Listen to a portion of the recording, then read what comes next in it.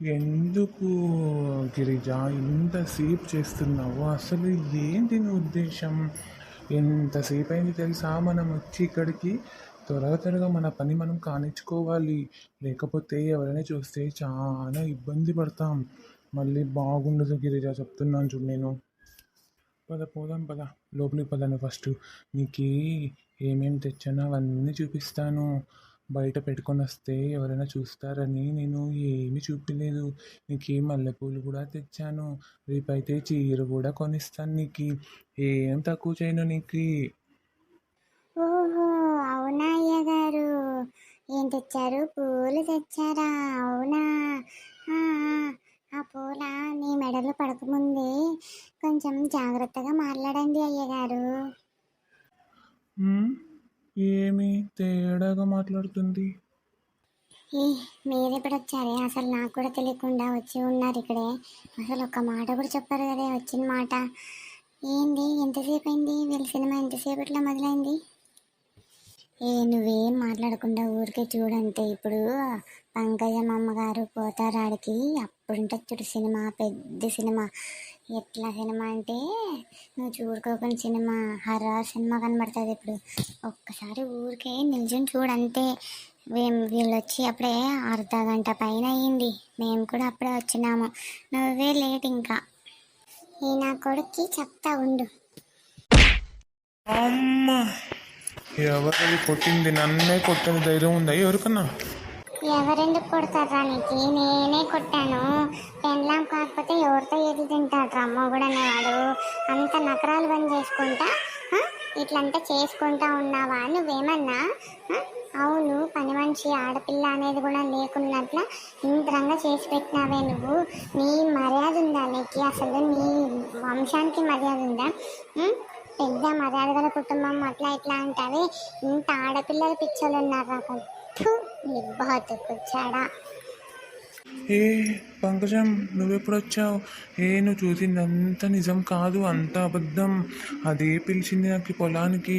ఏందో చెప్తాను. అయ్యగారు వచ్చి అమ్మగారికి కొంచెం కన్విన్స్ చెయ్యండి పని చేసుకోవడానికి అని చెప్తే నేను వచ్చాను. అంతే అంతే పంకజం, ఇంకేంది లేదు. నువ్వు చూసేదంతా నిజం కాదు. వీళ్ళే అంత నా చేతిలో నా ఇట్లా చెప్పించినారు. ఎవర్రా నీకు చెప్పించేది? ఎవర్రా నీకు? నేను పిలిచానారా నీకు? నీ దగ్గరికి వచ్చానా నేను? నేను వచ్చానా లేదా నువ్వే వచ్చావా నా దగ్గరికి? సీదా చెప్పురా. మీ అమ్మకే పుట్టింటే నువ్వు సీదా చెప్పు. ఒక అమ్మకి అబ్బకి పుట్టింటే నువ్వు నీటికి మాట్లాడతావు. ఇంతలా రోపీరు ఎవరు ఆడపిల్లని? నువ్వే కదా అంతా చెప్పి రమ్మని పిలిచినావు. పనిలోకి అమ్మగారు పిలుచుకోవట్లేదు అట్లా ఇట్లా అని చెప్తేనే కదా నేను నీ దగ్గరికి వచ్చింది.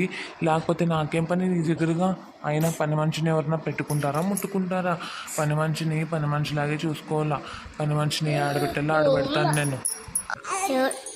చూడక్క పంకజమక్క, చూడు నీ ఎదురు ఎన్ని నాటకాలు ఆడతాడు. ఆ రోజు కూడా అలాగే నాటకాలు ఆడి పాపం గిరిజక్కను ఇరికించాడు. ఇప్పటికైనా అర్థమైందా ఎవరిది నిజం, ఎవరిది అబద్ధం, ఎవరిది న్యాయం అన్యాయం? పాపం ఆడపిల్ల ఎట్లా ఉంటుంది? ఎన్ని నిందలేస్తే పాపం అదేదో బతుకొని తింటున్నా అక్కడ మీ ఇంట్లోన. అది కూడా లేకున్నట్లు చేసి పెట్టా. ఇప్పుడు చూస్తే వాళ్ళ మొగుడు చాలా తాగొచ్చి నానా మాటలు అడుగుతున్నాడు. జీతం ఎక్కడ, జీతం ఎవరికి పెట్టాము అట్లా ఇట్లా అని కూడా అన్నాడు. ఇన్ని మాటలు ఎవరు పడతాడో ఆడపిల్ల అన్నాక. అన్నీ చూశాను రా నేను, అన్నీ చూశాను. నీకేమరా మర్యాద ఇచ్చేది నీకు? మొన్న నేను నాకు ఏదేదో చెప్పి నమ్మించి ఇట్లా చేసినావు. మళ్ళీ ఇప్పుడు కూడా నిజంగానే చూసిందా అని కూడా నువ్వు ఇంతలా చెప్తుంటే ఎవర్రా నమ్మేది? నేను వచ్చి అర్ధ గంట అయింది ఇక్కడ. నువ్వు చేసే వేషాలు, నువ్వు చెప్పేవి మాటలు అన్నీ వింటూనే ఉన్నాను. నెక్లెస్ ఇస్తాను, చీర ఇస్తాను, మల్లెపూలు తెచ్చిస్తాను, ఇన్ని మాట్లాడుతున్నావే. ఎవరైనా నమ్ముకోకున్నట్లుంటారా? నేను ఎవట్రా నన్ను నమ్మేది? నీ బతుకు నీకు, నీ మకానికి కులం ఒకటి, జాతి ఒకటి, వంశం, పరువు, మర్యాద ఇవన్నీ నీకు అవసరమారా నీకు? అయ్యో పంకజం, ఎందుకు ఇంతలా ఇంత గట్టిగా మాట్లాడుతున్నావు? ఇంత మనసు నొప్పి అయ్యేలా మాట్లాడుతున్నావు? నిజంగా నాదేం తప్పు లేదు పంకజం, నన్ను నమ్ము. నేను వీళ్ళు పిలిస్తేనే వచ్చాను. ఎవడ్రా నీకు పిలిచింది ఎవడు పిలిచినాడు రా నీకు అంత నాటకాలాడి వచ్చినాం రా ఇక్కడికి మేము అంత అబద్ధం చెప్తున్నాడు అక్క అంత అబద్ధం చెప్తున్నాడు వాడి మాట ఏమింటాం ఇంకొక రెండేట్లు లేవనికి అయ్యో లేదు పంకజం, నేను నిజంగానే చెప్తున్నాను. వీళ్ళంతా నాటకాలు ఆడుతున్నారు. ఎన్ని నాటకాలు ఆడతావురా, ఇంకా ఎన్ని నాటకాలు ఆడతావు? మమ్మల్ని అబద్ధం చెప్తామంటున్నావా? నేను మొదటే పంకజమ్మక్కకి చెప్పే పిలుచుకొని వచ్చినాను. ఇప్పుడు నీ బండారం బయటపడిందని చెప్పి మమ్మల్ని మా మీద దెబ్బతున్నావా? నిందలన్నీ నువ్వు పాప మా అమ్మాయికి ఇప్పుడు ఏం చేస్తావో చెయ్యి.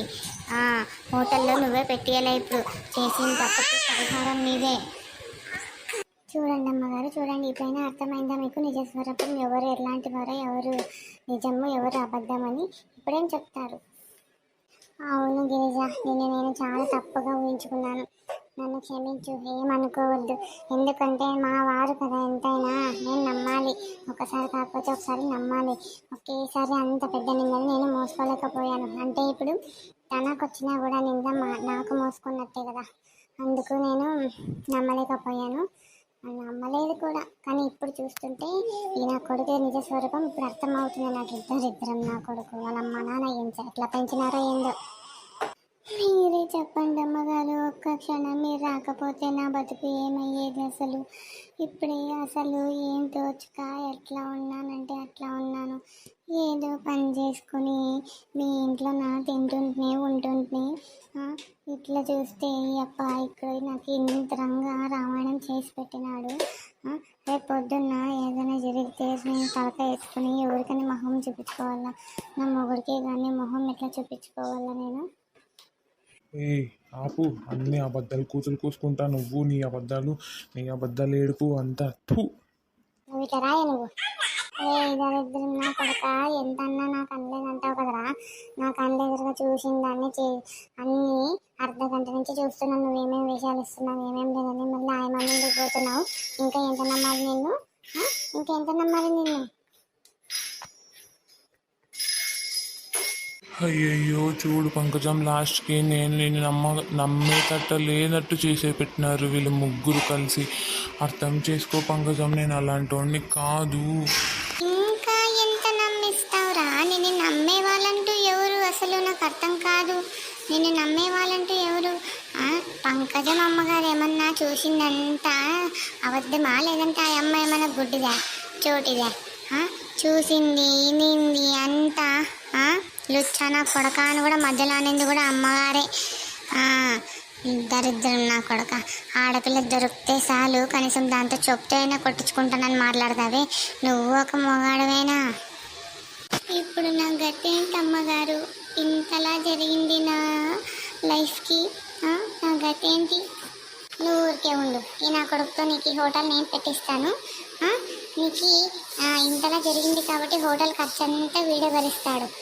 వీడేమి ఆస్తులు లేకున్నాడు కదా, డబ్బులు లేకున్నాడు కదా, అన్ని ఆస్తులు ఉండేవాడే, కోట్ల ఆస్తి ఉండేవాడు వీడు. ఒక హోటల్ పెట్టిస్తే వీళ్ళ ఆస్తిని కరిగిపోదులే. కానీ నేను చెప్తాను, నేను చేపిస్తాను నీకు. అట్లా నువ్వేం ఏడవద్దు, ఏం చెయ్యొద్దు. నీకు మిగతా జీతం కూడా, చేసిన రోజు జీతం కూడా నేను ఇస్తాను నీకు. ఊరికే ఉండు. ఈ నా కొడుకుని నేను వదిలేసి మా ఇంటికి నేను వెళ్ళిపోతాను. అసలు ఈ నా కొడుకు సంసారం చేసేది ఏం బాగుండదు అసలు. ఇట్లా నా కొడుకు సంసారమే చేయకూడదు. అంటే ఏంది పంకజం, ఇంకా నా దగ్గర ఉండవా నువ్వు ఇక మీదట? చెత్త నా కొడుక, నీతో ఎవరు సంసారం చేస్తారా? ఇప్పుడు ఈసారి నాతో మాట్లాడావనుకో, కాతో కాదురా చెప్పుతో కొడతా. చూడు, బాగా చెప్తున్నాను.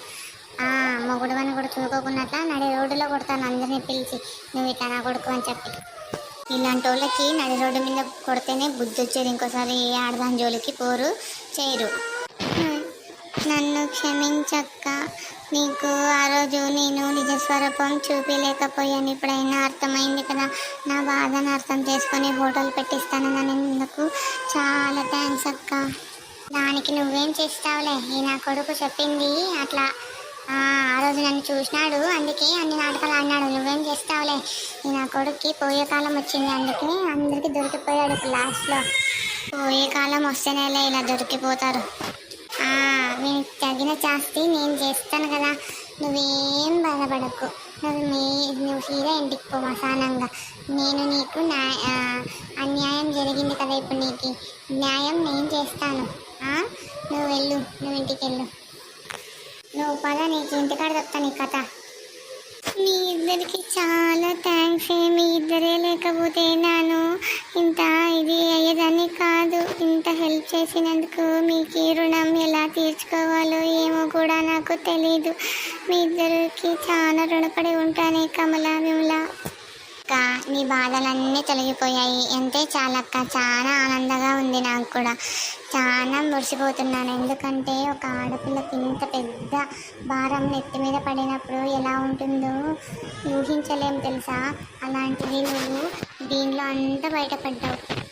నీకు ఇంకా ఏ లోటు లేదు. నీకు హోటల్ కూడా వాళ్ళే పెట్టిస్తారన్నారు కాబట్టి ఇంటి దగ్గరే మంచిగా వ్యాపారం చేసుకొని మంచిగా సంసారం చేసుకోక్క. నీకు కూడా చాలా థ్యాంక్స్ కమల. పర్వాలేదు లేక, నేను నాకు సొంత అక్కలా అనుకున్నాను. నేనేం అట్లా అనుకోలేదు. నువ్వు థ్యాంక్స్లు గీన్స్లు ఏం చెప్పకు. నీ బాధలన్నీ తొలగిపోయాయి కదా, ఇంకా చాలు, అంతే చాలు. ఇంకా మాకేం అవసరం కూడా లేదు. నువ్వు బాధపడింది చాలు కానీ ఇంకా ఇంటికి పోదాం పదా. మా సంగ పాయసం చేసి పెడతాను, ముగ్గురు తిన్నాము కూర్చొని.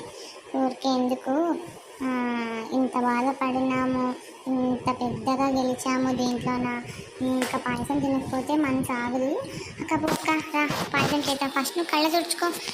ఇంకా నువ్వు ఏడ్చేది మానుకొని నవ్వేది నేర్చుకో.